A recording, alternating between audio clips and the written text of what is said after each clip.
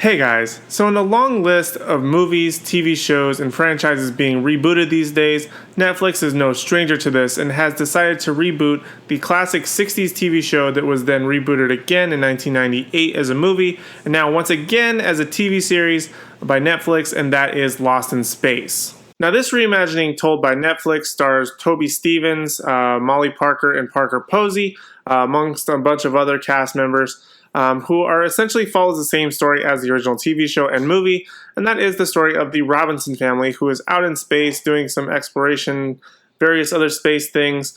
They get into a lot of trouble and essentially get lost in space. But there's a bunch of things that this series does that I think that the movie and the original TV show did not do. A lot of things that it's willing to take the liberty with and go that extra science-y sort of mile instead of focusing more on that action adventure sort of element that the movie did. But this one did do a pretty good job overall. I feel like it didn't necessarily captivate me, but at the same time it had enough to keep my attention for the most part. I was somewhat looking forward to this series, as I was actually my first introduction to Lost in Space was the 1998 movie, which starred Gary Oldman, William Hurt, and Matt LeBlanc. I feel like that movie was kind of that pretty decent action-adventure sci-fi story. However, looking back on it now, the CGI is horrible, and I don't know what I was thinking, but at the time being 7 or 8, it was pretty awesome. But I wasn't expecting this series to blow my mind, and to completely be honest with you, it didn't. It was just sort of fine. A lot of the elements of this show, and even the show in general, is just fine. It didn't necessarily blow my mind, but it was enough to hold my attention, which I think was just enough to be entertained by it. As for the acting, I felt like it was nothing really to drool over. There was nothing character-wise that I felt like, wow, this character's really doing it and going that extra mile and putting it all on the line. I felt like there was just sort of fine characters that did the moments that you needed them to do. There was no real characters that you connected with, which I think was one of the biggest issues of the series. But there were certain characters that I did not like in the beginning that as the show progressed, I felt like, okay, I kind of like them now, whether it be for whatever stupid jokes they be saying or whatever event they are willing to go on or whatever the case may be.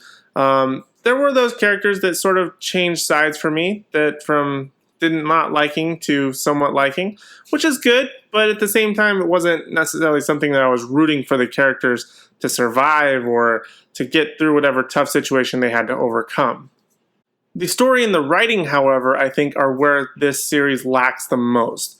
It's very much a roller coaster. There's those great moments and I'm like, wow, this is actually a great show that I really want to watch. And then it goes back down and there's just this flatness of, I don't really care about what's happening or getting out of this situation.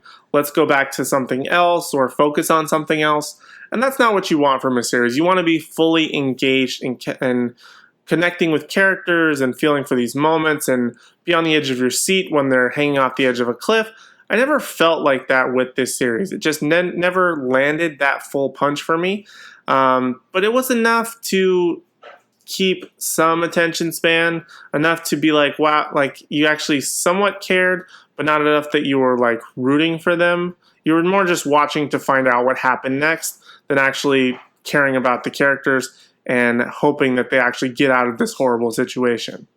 And to add on to that, there are a lot of issues in this 10-episode run of things that just do not make sense. There are a lot of plot holes or things that are unexplained, things that we go back in time to explain and then have to kind of come back and how they connect. But at the same time, you don't really feel like it's very disconnected, because when they do flashbacks, it can be of any time between like the birth of one of the children to the moments leading up to the launch to the moments leading up to the crash.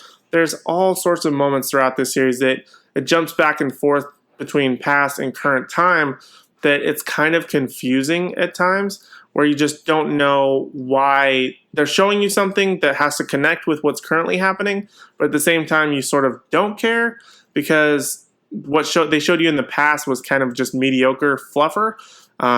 which was really disappointing. Like, it really feels like it should connect and carry through, but I feel like by jumping randomly kind of backwards in time, it just didn't land that connecting point with what was currently happening with the Robinson family or whatever character was our main focus point at that moment. Overall, I feel like Lost in Space is just a mediocre sort of first season.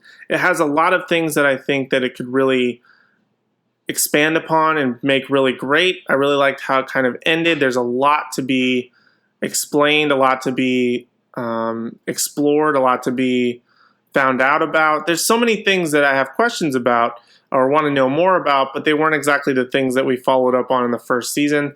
I would love to see a second season. I would love to watch it, but I don't necessarily feel myself wanting that second season right now. I feel like it can take its time. I feel like the writers need to go back, sort of reassess the story, try and figure out some things that can make these characters more relatable, or figure out some way to tweak the formula that this show has presented to us. But I feel like the show is fine, and for that reason, the overall grade that I have to give Lost in Space is a C. These are the sort of shows, Lost in Space and shows similar to that, like Altered Carbon, are very risky. Risky in the sense that a lot can go right. There's a lot of good deep inside of this, deep is somewhere scattered throughout the episode runs, but they don't necessarily take full advantage of them at times, which is extremely frustrating for people who binge watch nowadays and want to know what's going to be happening next. I feel like that is one of the biggest downfalls and pitfalls that these types of shows fall into. But I did like Altered Carbon. This one did semi-decent, hoping they can expand and give us a better season 2 and learn from their mistakes, but time will tell if that actually will happen or not. So those are my thoughts on Lost in Space. I hope you guys enjoyed it. Make sure if you have seen it to leave your thoughts in the comment section down below. It's now streaming on Netflix if you want to go and check it out. I do recommend checking it out. It's not necessarily needs to be on the top of your must-watch list, but it's definitely worth a watch, and I think you should give it a try. Hopefully you'll enjoy it. I got some enjoyment out of it, but hopefully you will get some benefit or like some element of it.